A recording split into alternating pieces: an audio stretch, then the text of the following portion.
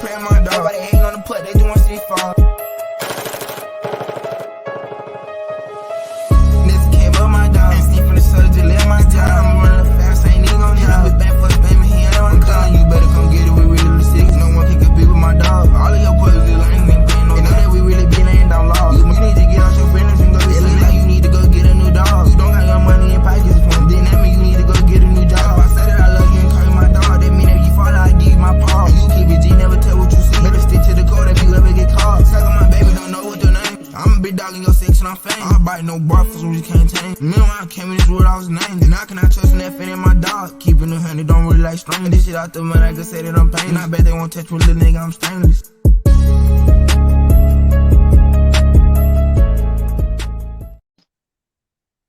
What it does, what it does. It's your favorite neighbor, Big Bang Hank.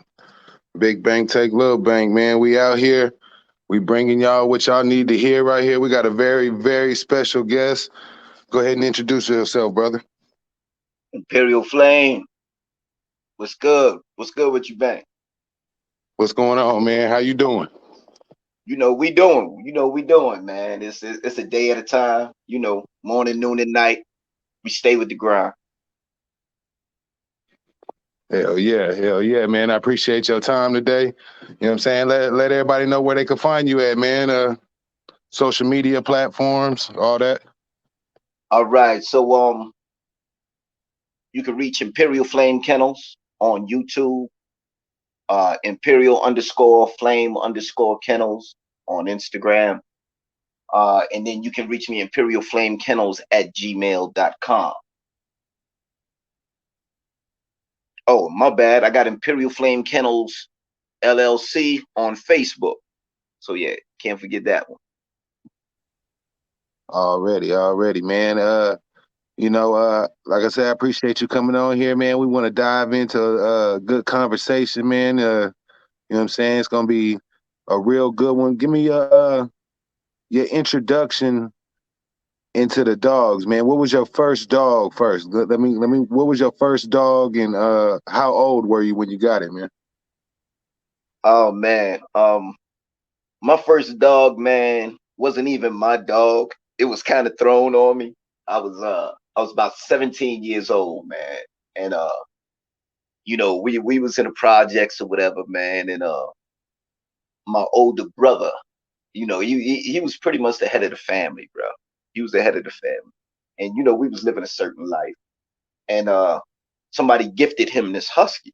You know what I mean? It was kind of like that. You know what I mean? I'll never forget. It was one of the Paniagua brothers.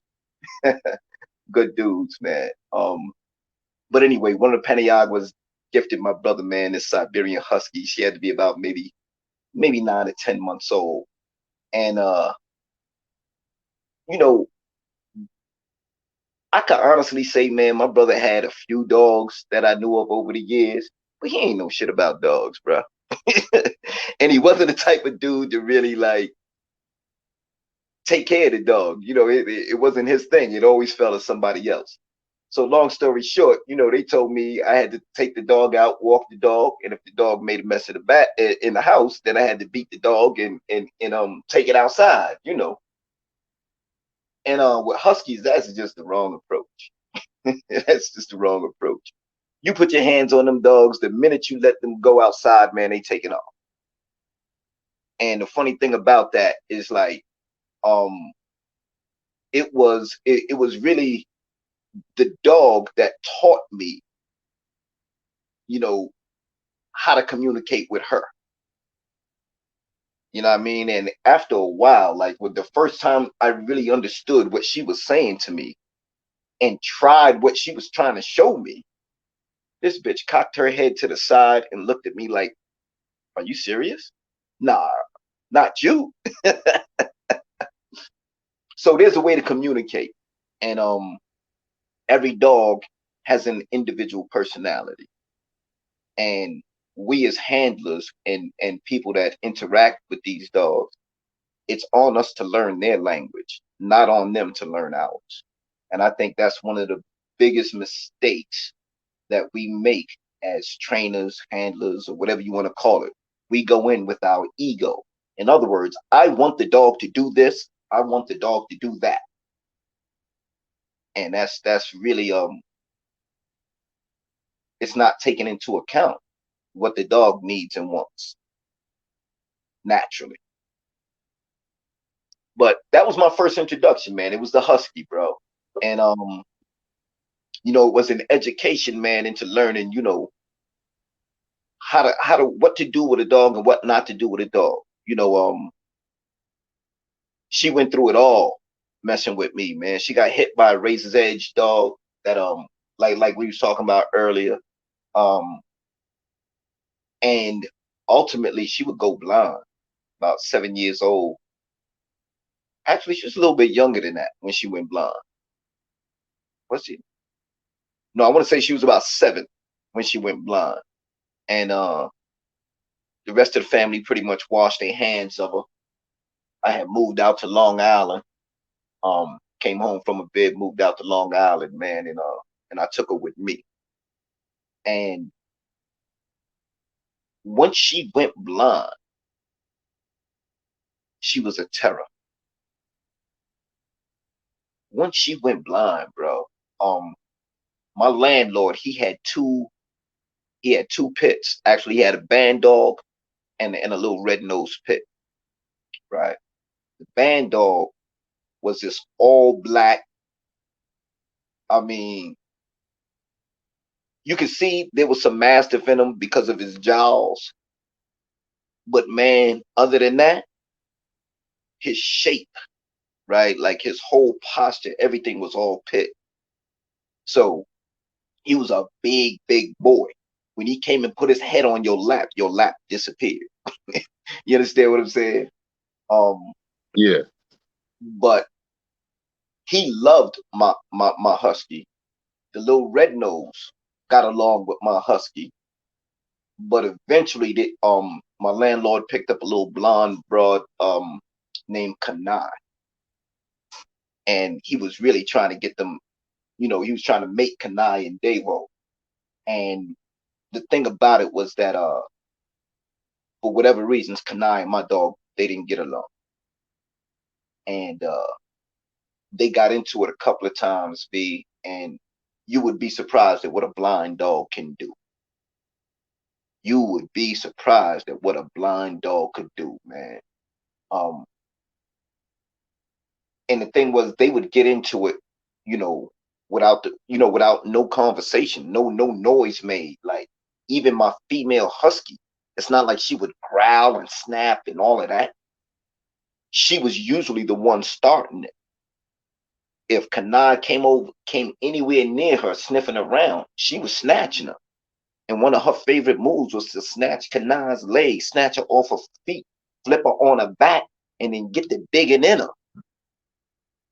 So for the first 5 to 10 minutes, man, I ain't gonna say 10 minutes because it never went that long.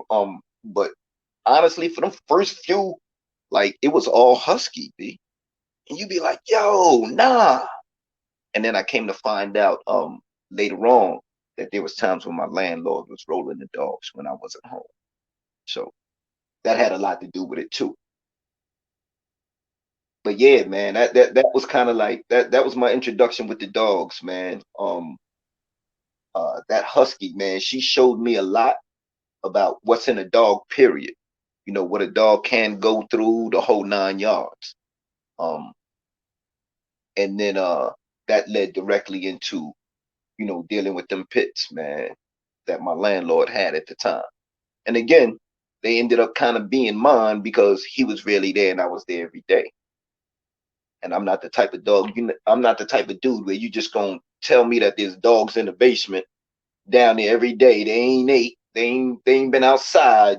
They just cooped up in the basement for weeks at a time to or a month at a time till you come through and collect the rent. Like that wasn't me, bro. So I used to take them dogs out every day, especially Davo. Davo taught me really like what handling was about, what conditioning was about. That was the first dog I ever tried to condition. I didn't even know what I was doing. He was the band dog, the Mastiff mix, Mastiff Pit mix, and that dog, bro, he would run till the pads was gone and keep going. Like he was, even the next day when he's hurting, it hurts for him to put his feet on the ground, bro. You latch him up, he's gone. You know what I mean? So yeah, Yeah. taught me a lot, man. Taught me a lot, bro. Okay. Now, let me ask you a question here. Like when you seen, what was his name? You said Dago? Davo with a V. Davo. Okay. So when you seen Davo, man, what was your thoughts? Did you consider him a pit, or did you consider him a mixed dog at the time? You know what I'm saying?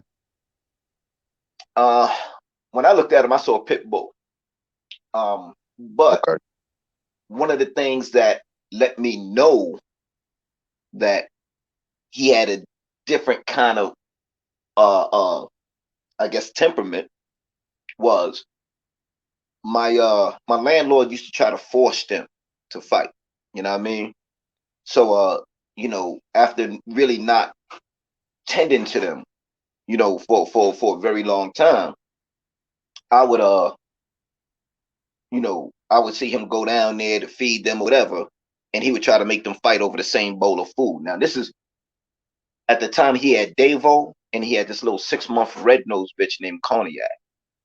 And it's most appropriate because I'm sitting here sipping that Henny Black that we talk about Cognac, because she was the dog that gave me my love for the red nosed pit bull. Okay. She would never hesitate to scrap over that bowl of food. It was Davo who would not hurt her. He would submit her. He would pin her down. He would. You understand what I'm saying? So she Yeah. couldn't really do nothing with him at 5, 6 months old. He was only about 10, 11 months old at the time itself. But he was a big boy. He was a big black horse. You know what I mean? If a motherfucker ever tried to roll him, they would have had to admit what he was, bro. Just because of his size. You know what I mean? Like he was bigger than any of my dogs now. Matter of fact, if I could use a size comparison, the dog that Bando for Life got, the not the Mozzie bitch, the Aki bitch. Yeah. Yeah, the Aki bitch. Davo was about that size, but looked like a pure pit bull. Right? Yeah. There was a couple of instances that, like there was a lady who was renting out upstairs. She had a 4-year-old son. And one day his little cousins and stuff came over to play with him. Her sister brought, her kids over, and the kids was playing in the backyard. Now the tenant's son, her son name was Jordan. He was about 4 years old. And he had some older female cousins that was kind of rough with him. And we was all chilling in the backyard, just, and Davo was just sitting down chilling. He had kids running around screaming, acting crazy. He was just ice cube, like ice cold cool. He was really, really just laid back. But one of the little girls pushed Jordan down, and they pushed him kind of hard. Yo, Davo was on his feet with a what? You know what I mean? So fast, bro. Yeah. It was like that little girl, like she took off. She hit the door so fast and ran inside. And he wasn't gonna hurt her, but what he was saying was like, too rough, too much, knock it off. And he was all of 10 months old at the time. So we knew that he was a different type of dog. But nevertheless, he still needed his exercise. He still needed to get out. He still needed his affection, his time. You know what I mean? And for whatever reasons, my landlord felt like he was one of them dudes that felt like you're supposed to keep the dog locked up, and just kind of keep the dog on edge at all times. Yeah, I mean that's one of the one of the, I would say, myths. They always used to say keep your dog put up until it was time to pull him out. You know what I mean? Like that was like one of them little myths that used to circulate. at the time he was in a box life, and we talking early 90s, right? So he was trying to get into that box life. Real shit, he had just came home from doing a fair bit himself. But that's a whole different story. So whether he was doing it before or not, when I look back now, I have to say I didn't see the traits of a dog man in him. I didn't see that he knew what he was doing. I think he was just following what somebody was telling him. You know what I mean? But Yeah. nevertheless, that little red nose bitch was really she was pure pit. You know, when I look back, I can say that comfortably, you know, without knowing her pedigree, bloodlines, none of that. But at 6 months old, she was so pliable. She was so teachable. She was so ready and eager to learn anything and everything. Like, she literally, like, I mean, honestly, I stopped working with my dog, my 7-year-old blind husky, and started working with the 6-month-old red nose more. Even Davo, I would run him during the day, but when I really wanted to just work and see a dog develop and see everything that was in a dog, man, you know, it was always cognac. It was always cognac. And you know, the caveat, right, of having a dog that is, you know, he was a heavy disciplinarian. You know, he was one of them dudes, he smacked the dog and talked shit to the dog and hit the dog and all of that. And you know, I came up in a household like that.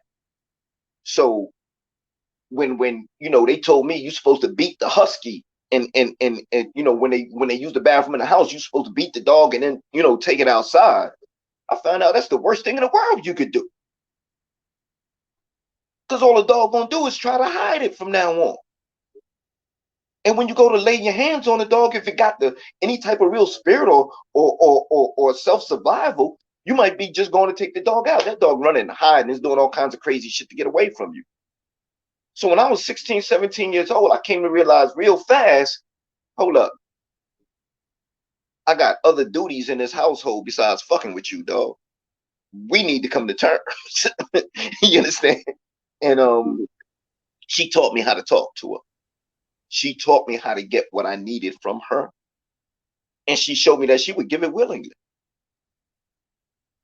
And it got to a point where I could, you know, like she had a thing where she's gonna come, wake you up, and she will hop up and try to snatch the top lock to let you know it's time for her to go out. Yeah. Now, most people might say, oh, the dog is acting up or whatever the case may be. No, the dog is communicating. That's number one. Don't take that from them. The dog is trying to tell you something. Anytime it makes a sound, that dog is saying something. So that whole background, you know, like when I started really working with her, this is why I kind of took the dog from my family. Because the bitch literally had 2 litters, damn near nobody knew. When she Yeah. got pregnant, she took over a bathroom in the crib, and she just, that's where, like, you couldn't even go and use that bathroom after that. That was a wrap. She just took over. And Yeah. until the pups was out and she was comfortable with having nursed them and fed them, and, you know, then she started letting people come in and look at the pups, and, you know, and even then she you know, she's baring teeth and she's growling. She's not outright aggressive, but she letting you know, like, yo, easy, easy. The husky is probably the closest thing to a wolf I've seen in a dog, bro. That howl they got, all of that, like, honestly, if it wasn't for the American Pit Bull Terrier, I would still be running huskies. I find that their energy, their drive, their athletic ability and all of that, they keep up with pits very well. You know what I mean? You won't see them grab hold and shake as much. They come from a mentality of pack life where if there's a conflict between two dogs, ultimately one dog will submit. It's very rare that one dog has to kill another dog. The pit bull has been, or at least the box spread variety of dog has been bred away from that pack mentality so that there is no submitting in another dog. The only submission is death. Yeah. So that's the major difference between what most people consider, you know, the American Pit Bull Terrier is definitely designed to grab hold and not let go. Yeah. So when it comes to other breeds like a husky, eh, they're not so worried about biting and holding and shaking and all of that. They there to get a job done, and they're gonna hang out as long as it takes to get the job done.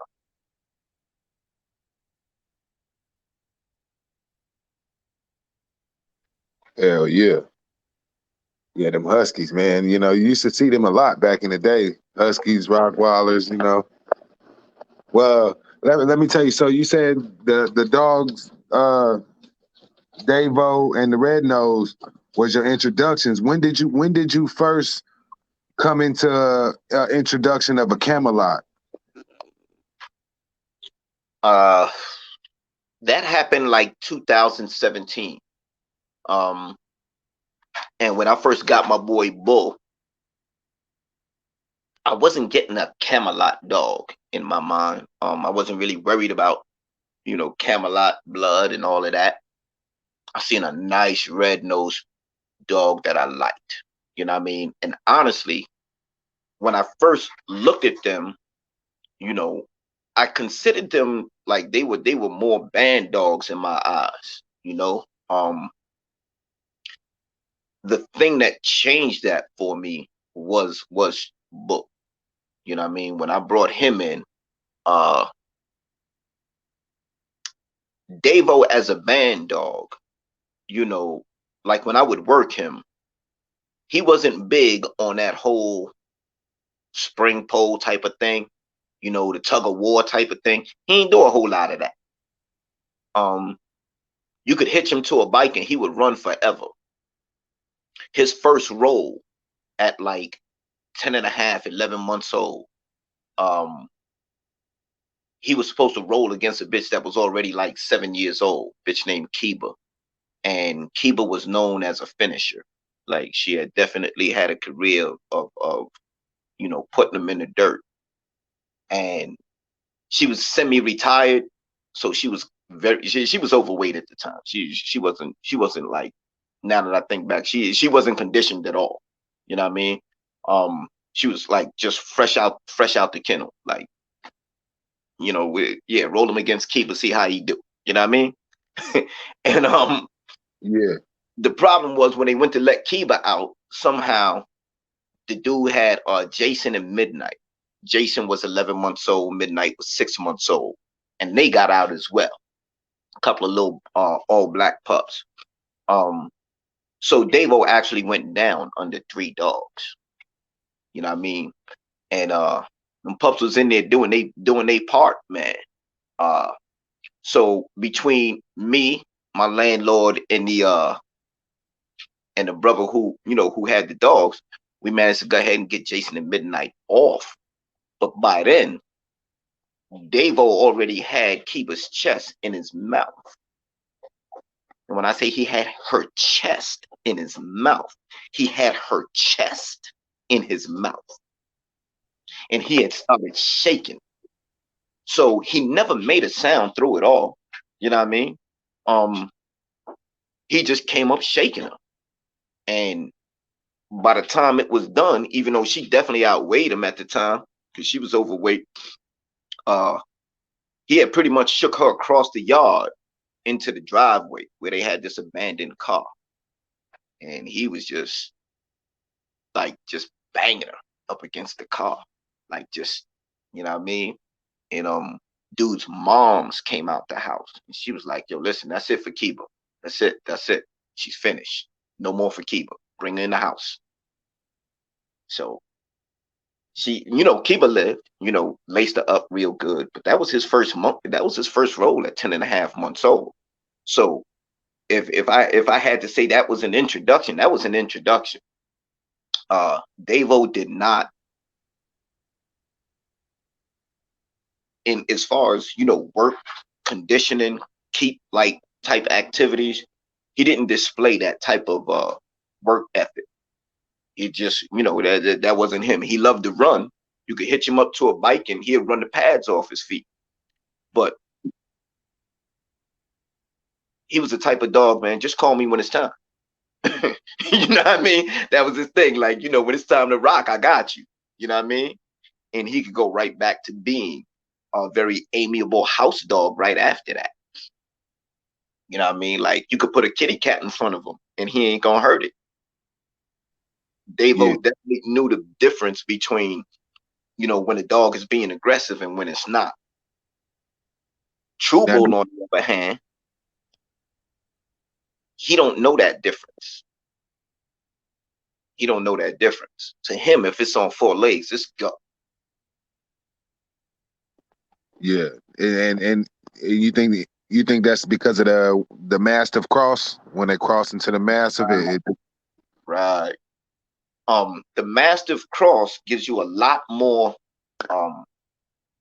just a calmer. If you're looking at it as a pit bull, then you have a calmer pit bull. That's what the Mastiff brings to it. The other thing you have to be mindful of, depending upon what type of Mastiff and who the breed of those Mastiffs were, you have to be mindful of when it goes, when it's ready for its two-leg work, right? When it's ready to learn, guard dog instincts. And many people look at it as just people aggression, but it's really not people aggression. Mastiffs were bred to protect the whole property. In certain theaters, Mastiffs were bred to go to war, you know what I mean? And they had functions on the battlefield. So you really have to understand what you're breeding into an American Pit Bull Terrier. Davo himself was never designed to see the box. He was just designed for breeding. Yeah. So we went and got the smallest little blonde bitch that they could find. You know what I mean? Originally, he was supposed to be bred to Cognac when she came of age. We lost Cognac because a car ran over her. And this is a point that I want to make. I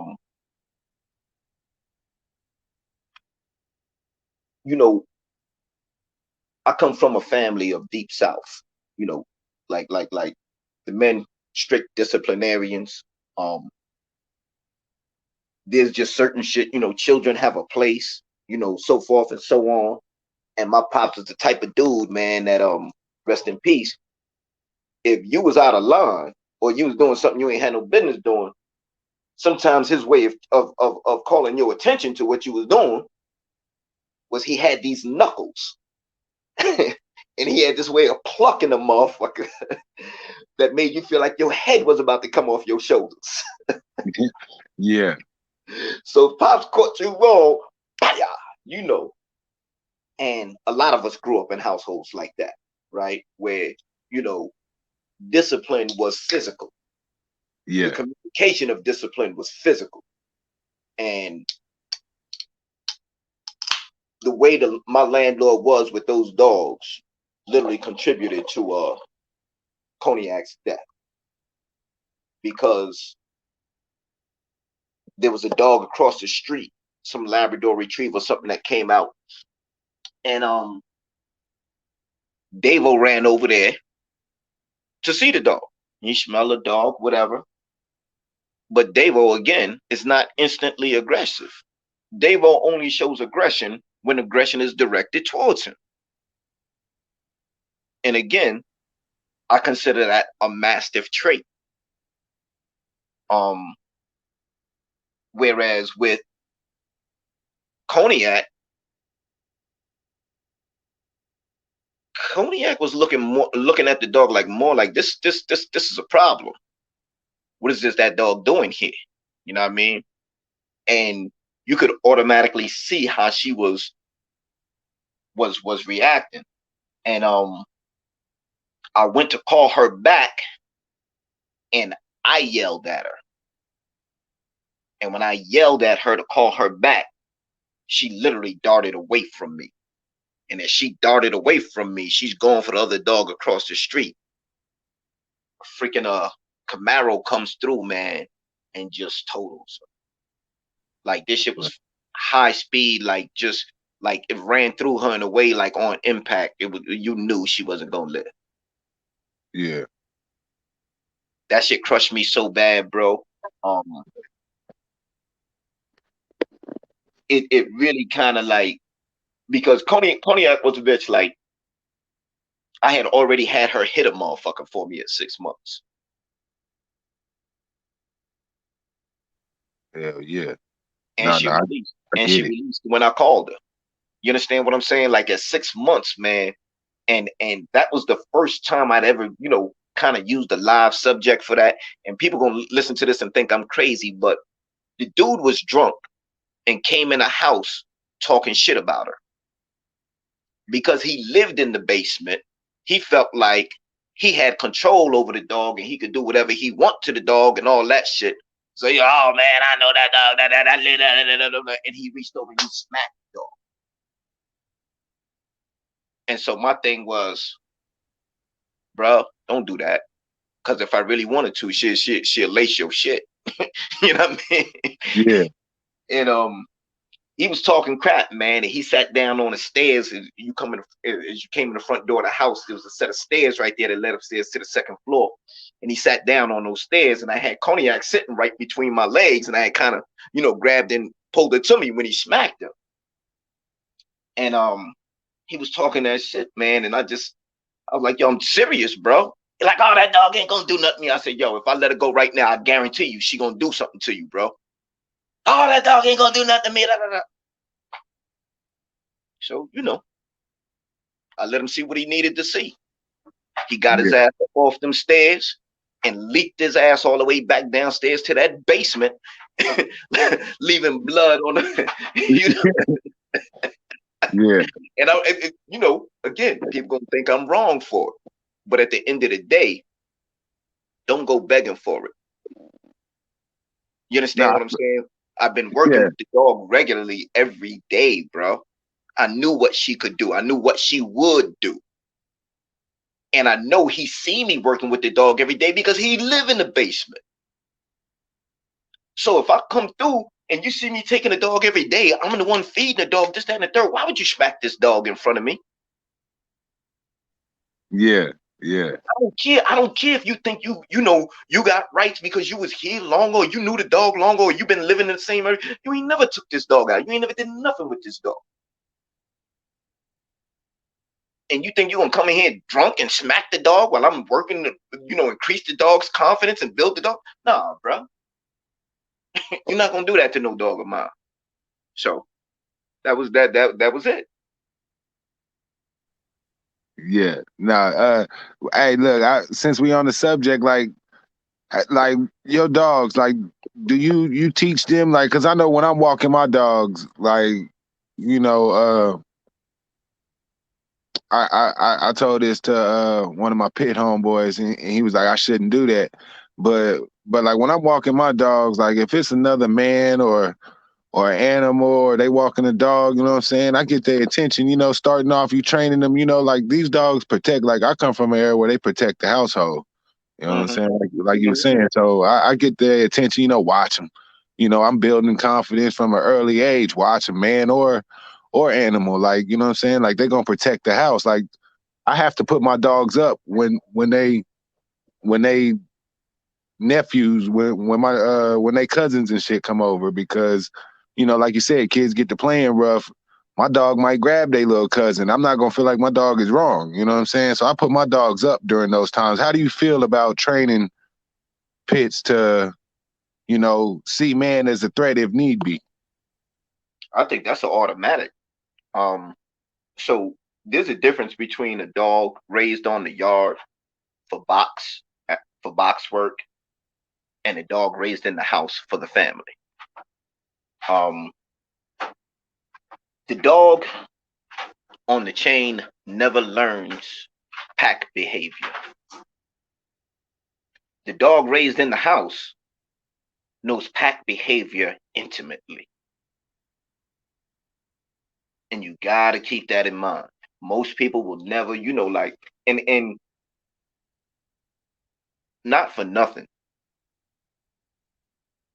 The animal comes from pack behavior. So when you teach that animal not only its place in the pack, but its role in the pack, then you're doing that animal a service. You understand what I'm saying? The animal understands this is my function, this is my role. So I'm all for, training them from pups to understand the difference between that which is us and that which is not us. Because ultimately, you don't know who you can trust amongst men. That's why most of us are dog men to begin with. Because we have more trust in our dogs than we do in human beings. Facts. That's a fact. That's a fact. I've always had dogs, you know what I'm saying? Dog ain't gonna leave you, man. Your dog tells you, bro. Your dog tells you. Yeah. If you pay attention to the animals, their instinct, the nose, the ears, man, listen, they are so on point. And I'm one who's very, very adamant about having information. I like to know what's happening. I like to know what's afoot. I like to know what's coming down the pipeline. And dogs tell you all that. One of the reasons I actually ended up getting into the Camelot dog, why I ended up getting Bull, was I had a co-worker, man, that had her sister-in-law at the time was her roommate, and her sister-in-law had these pups on the ground, a little backyard breeding she had done, man. But they were pits, and I wasn't thinking about getting no dog at the time, man. Listen.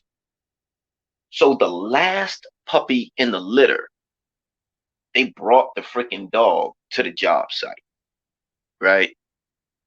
And they bring this little puppy, and she's feisty. And I was like, oh man, what y'all want for her? Come on, give it here. I'll take her home, right? So I think I paid all like $150 for that little pup. And I took this little bitch home, man. And I began to, just work with her, just, keep her around. At the time, I had a 4-unit property I was rehabbing, getting ready to rent out and whatnot. So she was kind of always on foot, for the rehab, for the cleaning out of the property. She was just always right there at my ankle, man. And I'll never forget one day I tied her up in the yard when she was maybe about 3 months old. And I think this is my first lesson that I learned about chain setups, because when I came back, my dog was gone. I didn't get my pup back for another 4 months, bro. You got it back though? Oh man, I hit Facebook. I hit Facebook so hard, somebody completely unknown to me who worked at the local pound sent me a picture, said, "We think we have your dog here." But that's how hard my post was on Facebook. It was everywhere, bro. Mind you, this is a dog I paid $150 for. This is the dog that everybody says ends up dying in the shelter. Right? Because people don't value a dog that they only paid $100 or $150 for, some shit like that. Yeah. Anybody that questions my character concerning my dogs, I swear to God, they can kiss both cheeks, B, and the middle. And I don't even talk like that, bro. Hell yeah. But people that really know, they know the lengths I've gone to for my dogs. Like literally, like, I cheat myself compared to the way I feed my dogs.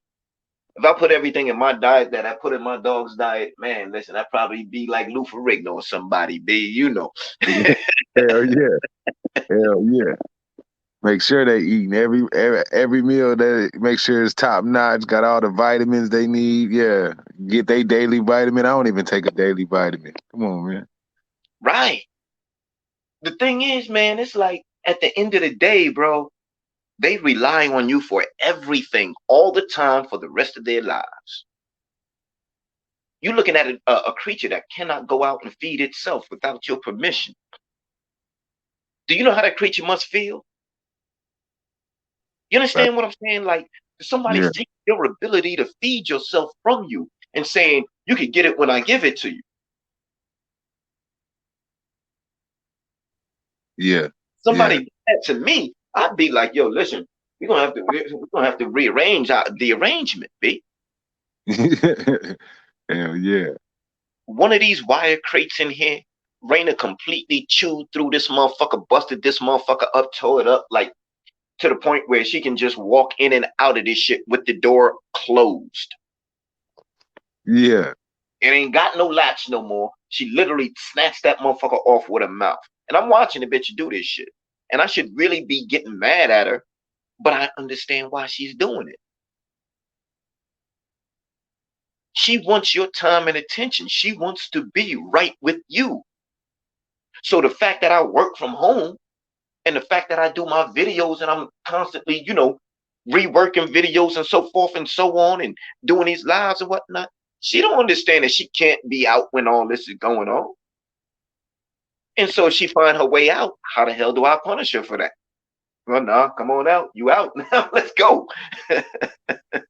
Yeah. Because they themselves, man, have their own drives and wants beyond what we envision for them. And I think it's a small, accommodation from us to the dog to really just say, okay, let me try to understand what it is you want, what it is you're trying to do. And for the moment, if there's no harm in it to you or to me or to our environment and what we're doing, then why you can't have that? Why you can't do that? My dogs have demonstrated to me an ability to work off leash. So now when I take them out, they will cover more ground and get more exercise than they ever could on a leash. I put that weight collar on, I put that weight vest on, have at it, knock yourself out. Go where you're going, do what you're doing.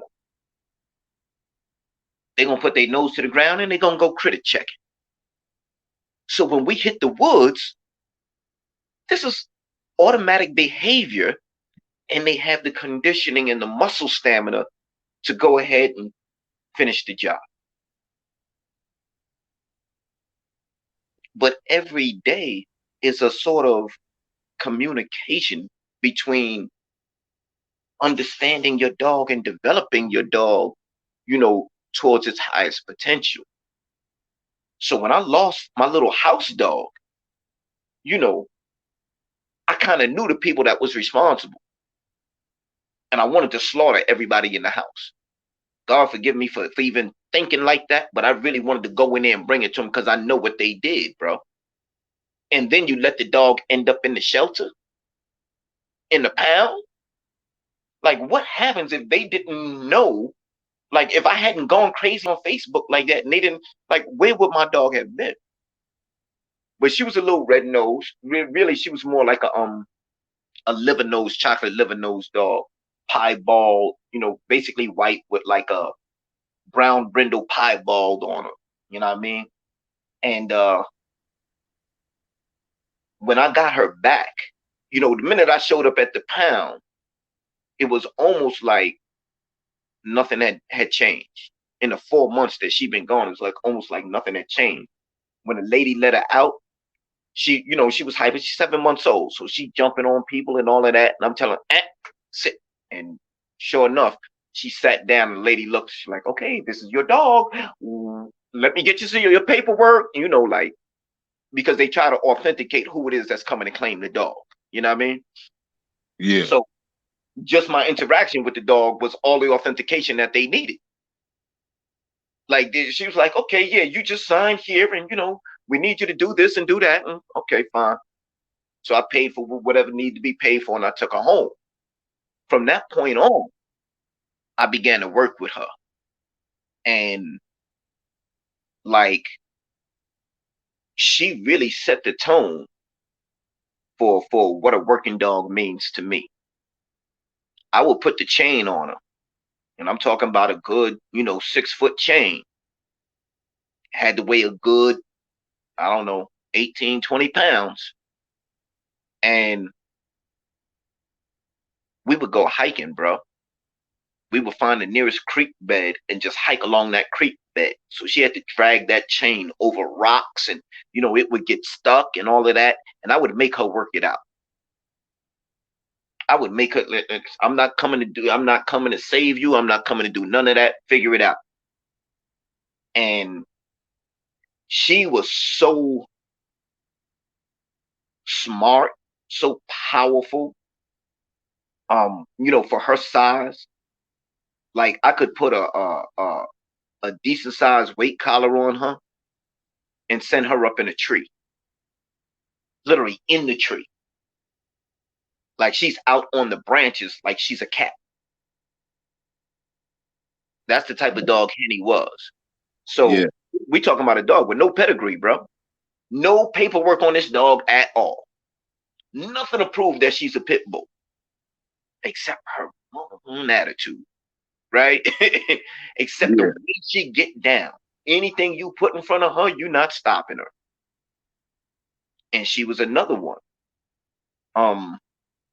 One of the things that when I first got her, right, like in the first, because I got her before she was 8 weeks old, I'm pretty sure. I think I got her when she was like 6 weeks. At the time, I was still working on the rental property. So I had her housed with a good friend of mine. Shout out to Competition Me LLC, my dude Chance. He had a little lilac tri-colored bully. So I left the house dog with her, with them, with him and his lady at the time. And they raised Henny alongside with their bully, right? But the thing about it was there were neighbors next door, right, who had a couple of young kids, like 4 or 5 years old.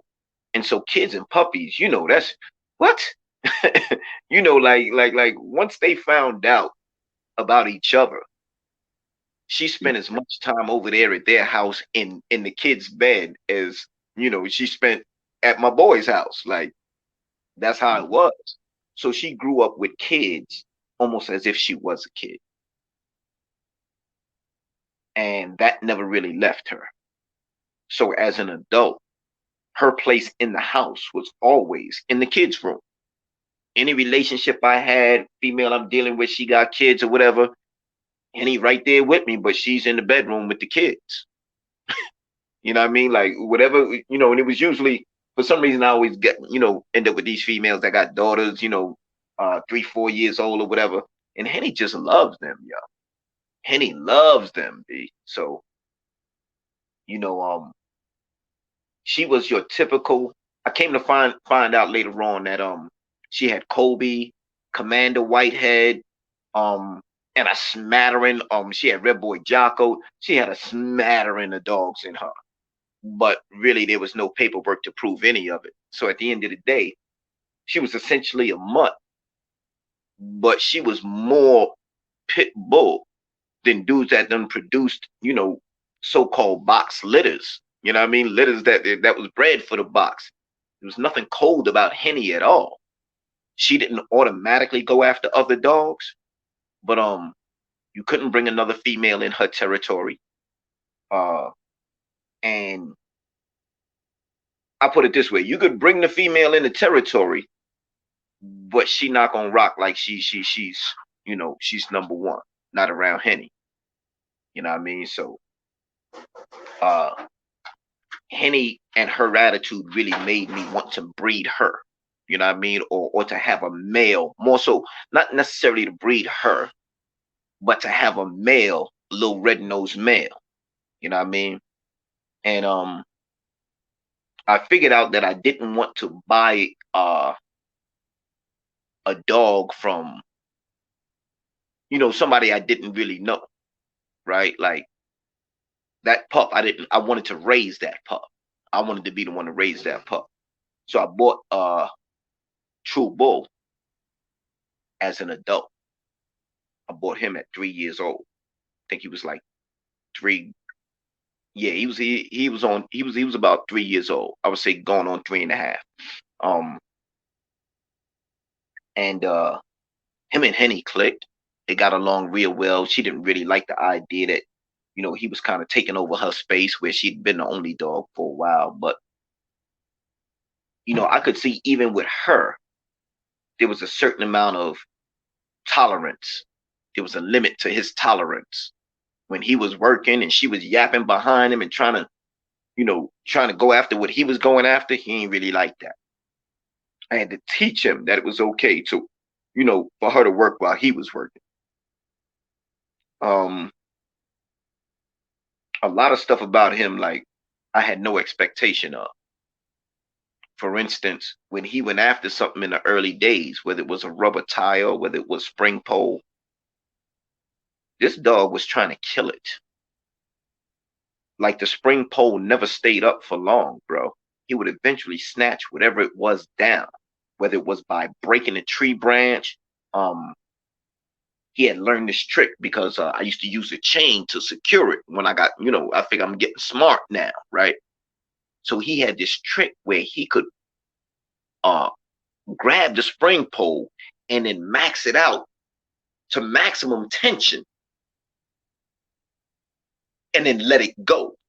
And it would pop. The recoil would be so severe, it would be so extreme that the whole shit would fly up and come off the tree branch. Like he learned to do that, yo. Yeah. So it was like, these motherfuckers are smart. They put 2 and 2 together. They can follow a logical sequence of events and then try to replicate that outcome on their own. This is, these are the things I look for. These are subtleties, bro, but they tell you a lot about the intelligence in a dog. His determination was not to sit up there like Star. She was content to grab the damn thing and swing up there. No, he wanted it down. He wanted to possess it. So he figured out, well, if I can't grab this motherfucker from the, this shit just seems to stuck up there. Let me see if and somehow he managed to learn to get it down like that. So when he would get on it, no other dog could go near it. That's when he would be most aggressive. And we're talking about a rope. Hell yeah. Sitting there, tearing it apart, bro. He's hovered over it. And like we was talking about the lions earlier. And if you have ever seen a lion over its kill, especially when like hyenas or something is sniffing around. Yeah. He would adopt that exact same posture. It took me a while to learn that he was looking at the rope as a kill. This was all prey drive for him. Wasn't no play in it. Other dogs might be playing. He was praying. Yeah.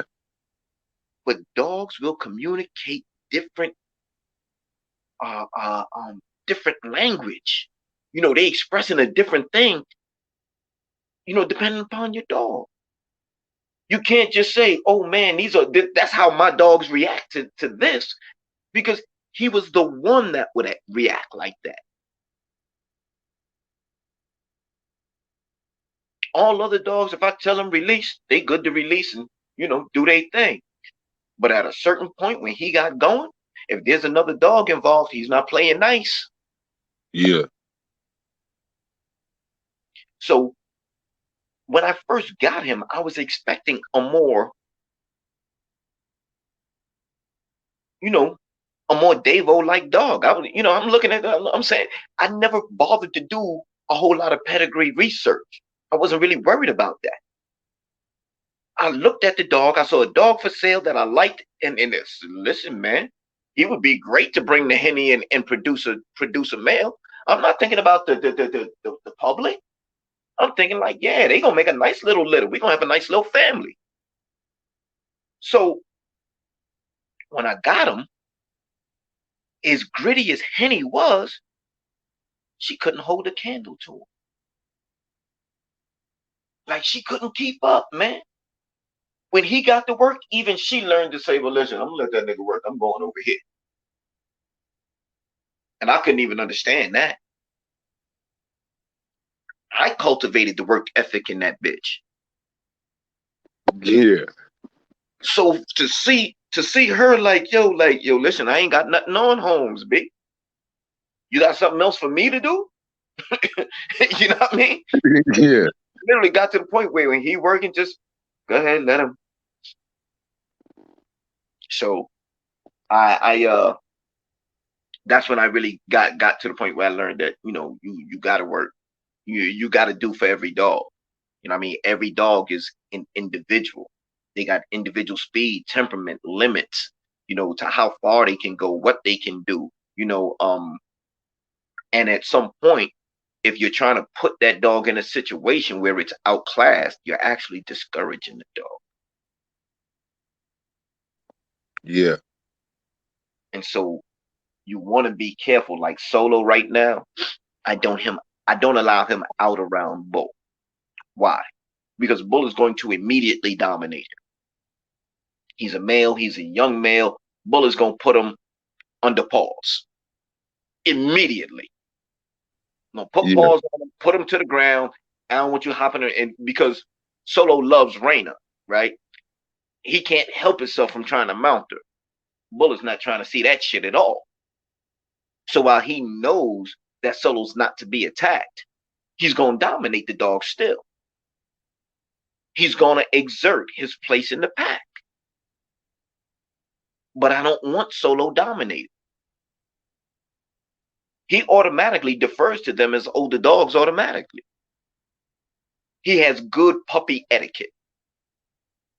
But he ain't going to be a puppy forever. So I don't want him in the mindset of knowing what it is to submit to another dog right now.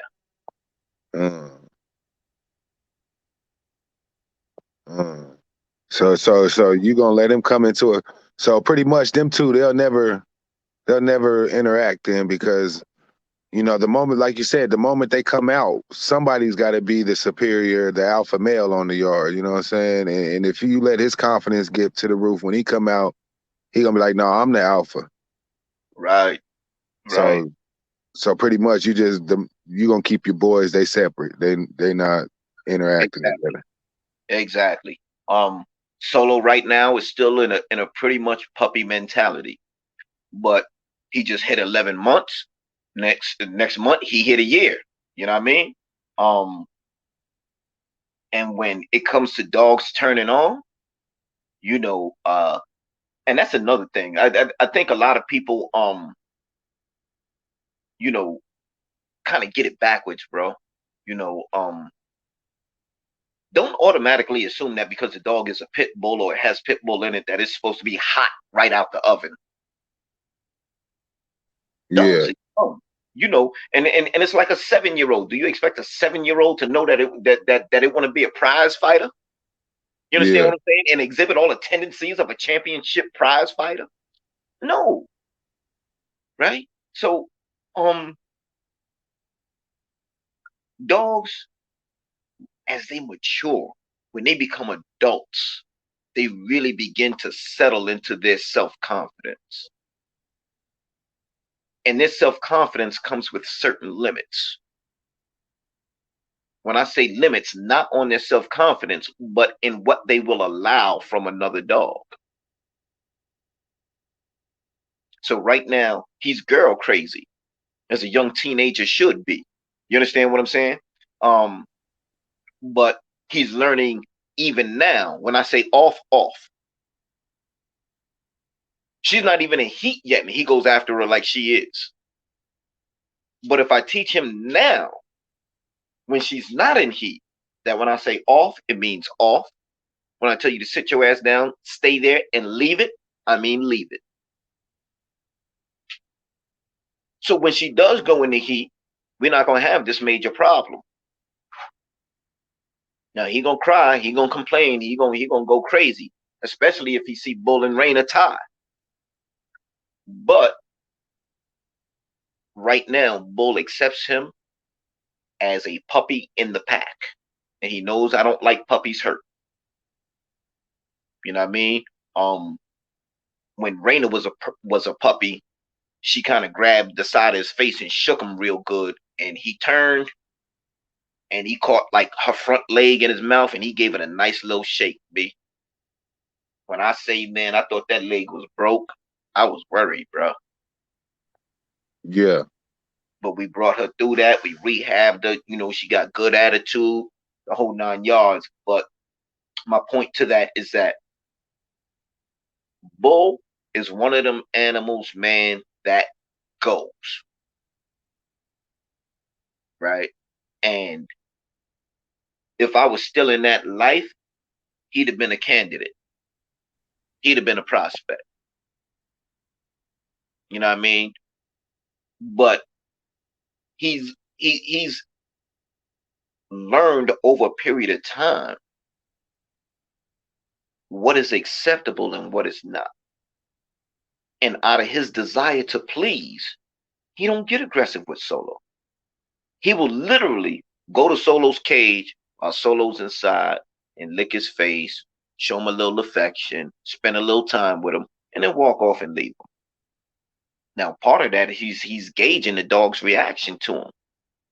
He's gauging exactly when this little motherfucker that done turned big is going to turn red. He knows it's gonna happen. But that's one like that's just one of those things that you have to be aware of. And you have to know that the dogs are aware of. And I think we as handlers and so-called trainers or whatever you want to call us, bro, we don't give our dogs enough credit, man,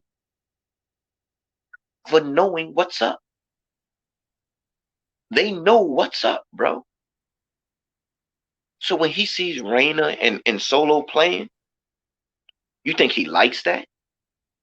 You don't think he want to come out that cage, man, and just snatch Solo by his neck and put him down? Especially when he sees Solo climbing on Raina's back and humping and all of that. Of course, man. But out of respect for my will, he don't even show the pup aggression. One of his own pups did that to Henny, my little house dog that I was telling you about. This little motherfucker wasn't even 3 months old. He was maybe 3.5 months old.